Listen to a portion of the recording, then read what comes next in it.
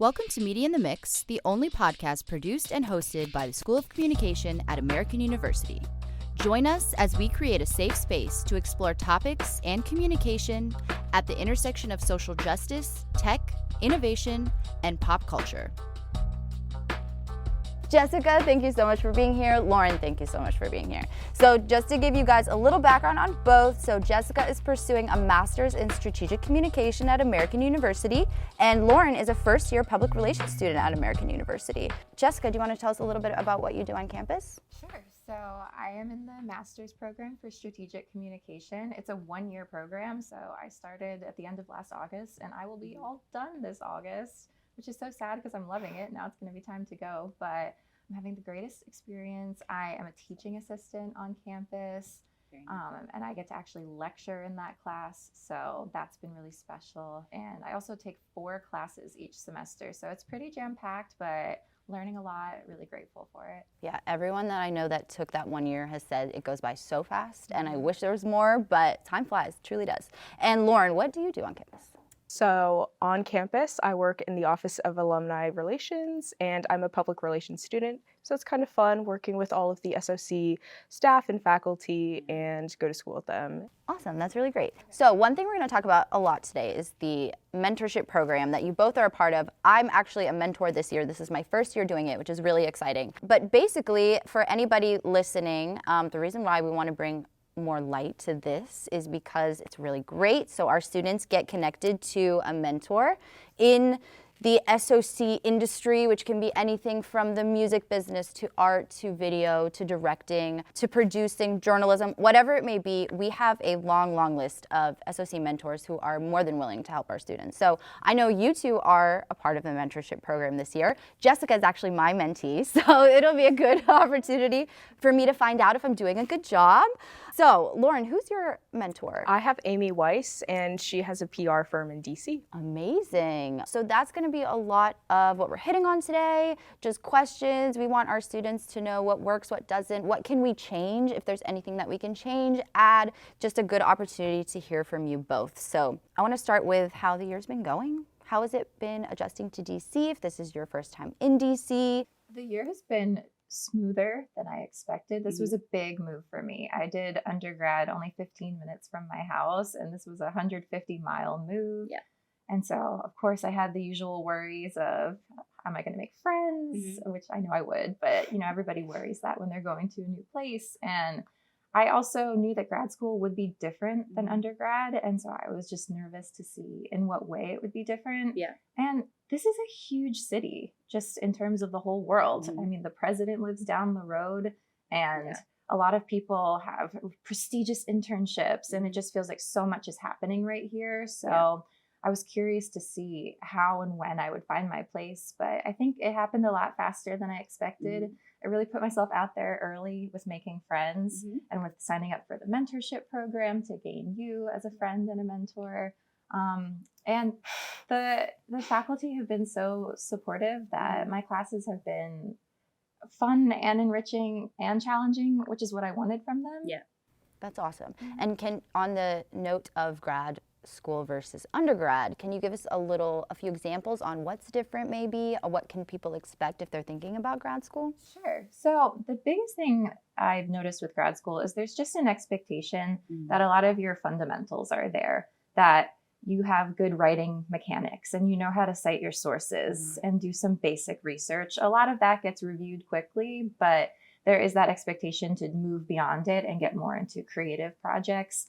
I also notice here that, at least in my courses, there's so much work done in just the first couple weeks with planning out for the semester. We have a lot of freedom to make up fictional companies that we're going to base the semester's work around, or to just come up with, like, I'm in a class about a podcast and I have to start brainstorming what I want my podcast to be. And you have to do all that work up front to then have creative freedom and really get to the projects throughout the semester. Whereas I think undergrad was a little bit more just incremental and a little less freedom to choose what you wanted to do. Right.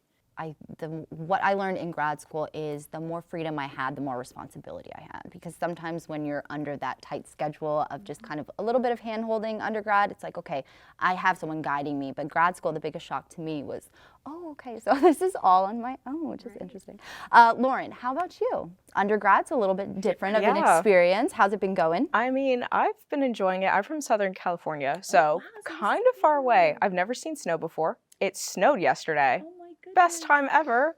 But for the academics, I mean, I went to a private school, so I had a lot of structure, and I feel like that prepared me a lot for the academics, specifically at AU. So I've had a lot of opportunities to meet with professors that I normally probably wouldn't have taken if I weren't confident in my abilities, and I've created really good relationships, especially with SOC professors and mentors and faculty, and this is just a great environment to get to know people in a professional setting. That's amazing. So in reference to both of your majors, do you feel like you're coming in and you want to stay where you're at? Was there anything that made you realize, oh, actually I'd be interested in doing something else from my major, so StratComm or PR? Has it gotten you interested in anything else, just being around here, maybe our experiential learning programs and such? Has anything changed, really? I think in terms of the field, I'm happy being in StratComm. I was a communication studies undergrad, so this has been a 5-year process and commitment for me. I wasn't doing a career change where this was a dramatic shift in what I was studying and pursuing. I think being in DC has gotten me more excited about museum communications because we have a lot of the top museums in the world here. And I don't think everybody always realizes that there are communications departments inside of museums. It's not just agency work or being somebody's publicist. 100%. And so this environment has really fostered enthusiasm for that. That's awesome. Lauren, what about you? I agree for sure about the fostering of enthusiasm, if you will. My mentor, Amy Weiss, has a PR firm, so getting to talk with her about public relations and everything that she's done and currently doing with her firm is just super invigorating, and I'm really excited to stay with SOC and do PR and maybe add on another comms major. I don't know. Yeah, that's great. I love that you guys are saying getting to know my professors and SOC staff and faculty. I know you and I had this conversation early on. My biggest pieces of advice to Jessica was get to know your professors because they have a lot of cool stuff going on outside of campus that you never really know about because, you know, they have lives and we're all human beings and everyone's busy and like we don't always get a chance to talk about that. But then all of a sudden you realize that, wow, my professor, you know, is doing a lot more outside of what we're doing in the classroom, which is just so beneficial. I love that. And our SOC staff and faculty is pretty amazing. So take advantage of that if you're a student. And then just out of curiosity, what made you both apply to American University? I always wanted to be in DC. That was always my goal. I was like, California, no, let's go to DC and experience something completely different than what I was used to. So American was always my first pick for being in DC and city life. So awesome. What about you? I did some pretty intensive research, honestly, probably starting before I even went to college because I'm just so type A personality that I was already like their own. college and grad school. And I found the articles ranking American really high, and I was able to see just how much students were producing. And I think that really got me interested because I wanted more tangible products like for a portfolio.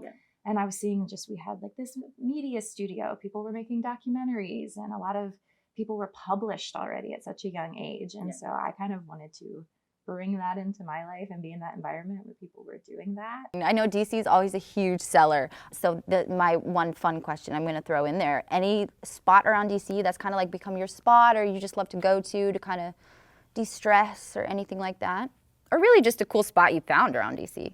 Well, I hate to give it up, but I will tell you my secret spot, which is not so secret. Other people do know about it. But up near the Washington National Cathedral, which is only about a 15-minute walk from campus, there is this secret garden. Not so secret anymore. But if you go around the side, there's this whole stone gate, and it's just like a little fairy garden, and there's a beautiful lawn. And I did homework there the other day as like golden hour happened against the cathedral. So that was elite and not anything like what I had in my hometown. Lauren, what about you?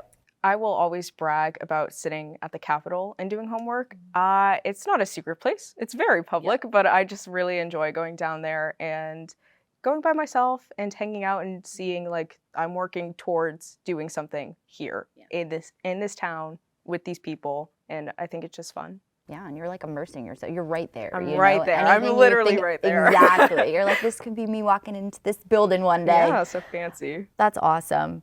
And then let's move on to the mentorship program, since that's our big focus for today. Anything, first of all, anything valuable that you've learned throughout it? And it doesn't have to be like a piece of advice your mentor gave you, but just overall, the whole experience. Anything you've learned that you kind of want to share with the audience first and foremost? I think what I've learned is that I need to be organized about my goals and the questions that I have. Because I think with mentorship, some people think, oh, I'll get a mentor and then they will just mentor me. And that it might also almost be a passive experience. But I know that I try really hard to have questions. Every time we're going to meet, I keep a little list. Yes. And sometimes I need to remind myself, like, to ask you. I'll have a question and I might think, oh, I'll go to my friends or to my family. And then I go, wait, I have a mentor. I should go to my mentor with this question. That's awesome. You have good questions too. Me too. I 100% agree with that. Having questions and just having someone to talk to that is doing exactly what I want to do is pretty important to me, because I can't tell the future. I can't tell what I'm going to do. But having someone to help guide me and give me advice on career choices and classes I should take and professors to talk to is super important to me. How did you guys hear about the mentorship program? Just for students to be aware of where to look and just kind of how it came about. Well, for me, part of the intensive research that I did for grad school meant just absolutely scouring the program website. And it was on just one of the overview pages as like a feature of the program. Okay. And I read about it and said, well, hey, they just do this for you. It's networking that I don't even have to like go out to a whole event and try to convince somebody that I'm cool. You're stuck with me for at least 6 months and beyond. Yeah. And so I figured, why not? There's no downside. Yeah.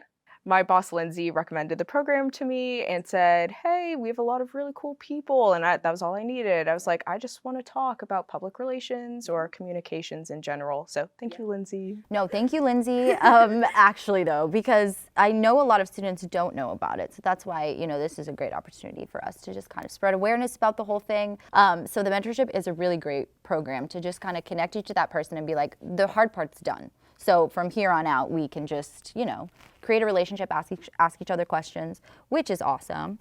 Prior to kind of seeing where you're at now, and then when you started the mentorship program, kind of what was your goals with your mentor? Did you have any goals, even if it's big, small, whatever it may be? I really wanted a professional contact in the city because I think in my life, you know, my parents are both in higher education, so they're great to go to talk about school, but they're not in my field. And so I didn't really have anybody in my field. And a bunch of my friends are in my field, but they're at my same level. Right. So I really wanted this kind of person in this other realm that was both educated and in my field and was willing to give feedback and kind of be a cheerleader all at once. And so the mentorship program really encapsulates that.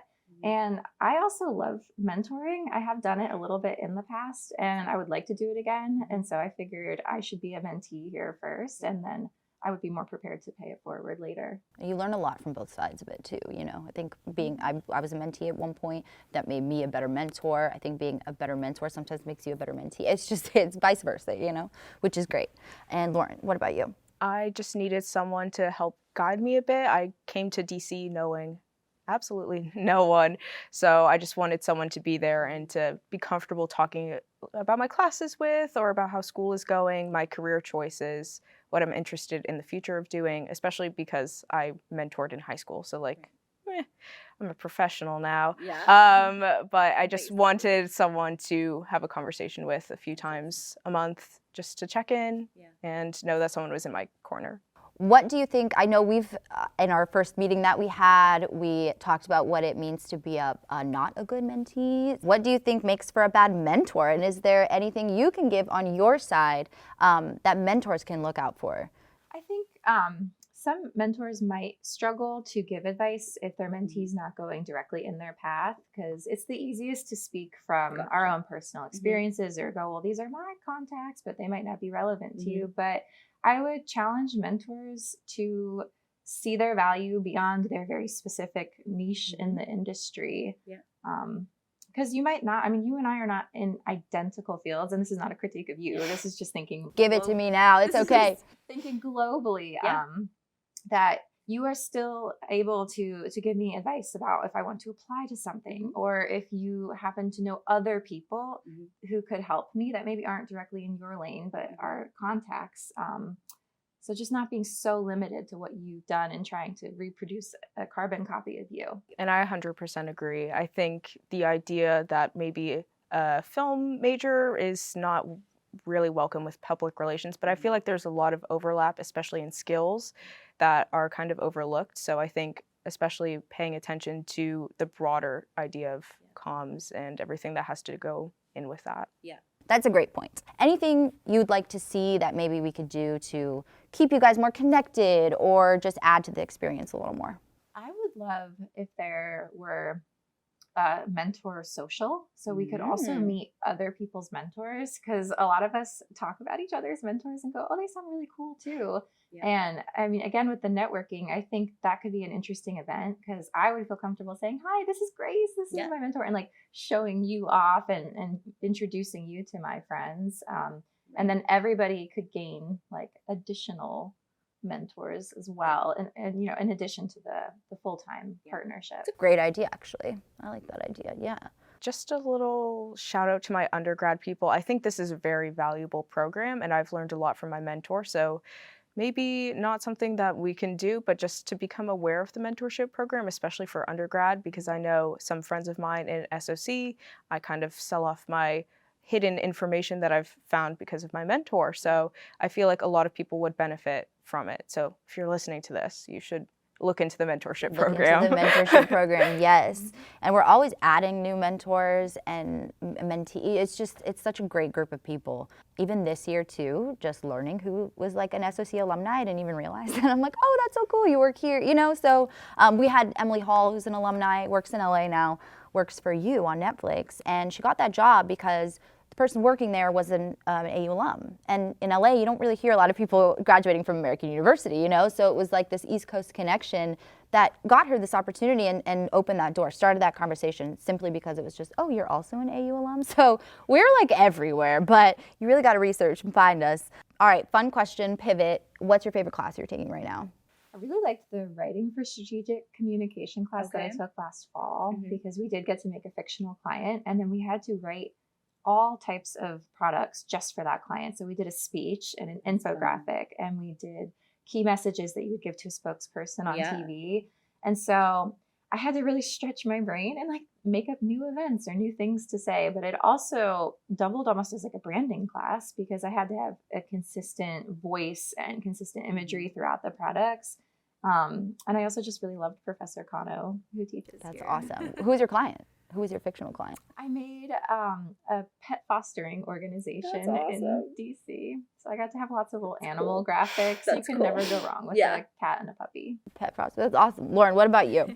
I am a second semester freshman, so my comms classes are pretty slim, but I think taking an intro to comms class is super beneficial because I learned a lot of things about different mediums, so filming and podcasting and radio and all these fun things that I would have never thought about it's opened the doors for me, and maybe I want to do radio or something fun.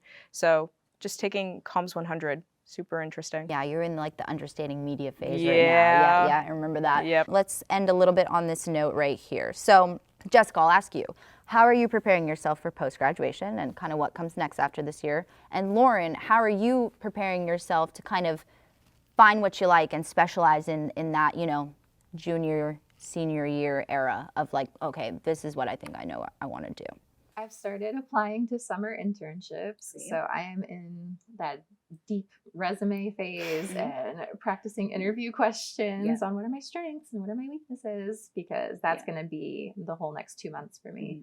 But so I'm hoping that if I get a great summer internship, I have some favorite ones, that could lead into a job. But of course, hiring cycles and just availability and whatever kind of is going to be up in the air. So if it doesn't go right into a job, at least it'll be another professional experience on my resume to kind of just lift me up to the next level. And then I'll be applying to jobs in the summer. Job hunting is a lot. It's a lot. I sympathize with that process.